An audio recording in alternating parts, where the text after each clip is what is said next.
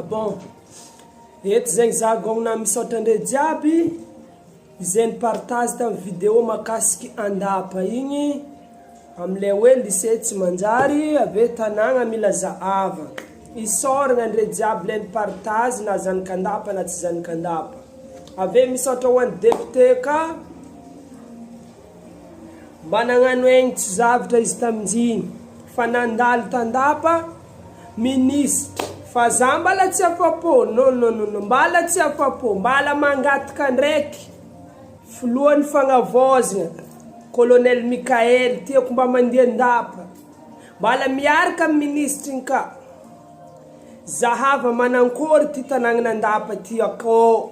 mbala tsy afapo za fandalovanao ministre. Tiako mbala partagena ndre maximum ka vidéo ty mba andalova ny filoham-pirenenantsika colonel Mikael fa andapanay teto misy raha tsy mazavazava naro ampitondra ny fandimby zay tsara nandeha iandapa ty ke mangataka anao monsieur le président colonel Mikael mba ho tonga andapa ave mba hijery ndraiky lycée ty, lycée technique et lycée mixte fa avoa mare malo zahay ty andapa tegna avoa mare trop. Ave andapa mba fa tokony misy raha ndraiky tokanagna mba andiavanao ty monsieur le président mba hidiava andapanay ty fô nanjary voa nantodindamboko zay ty amin'ny faritry savaty ato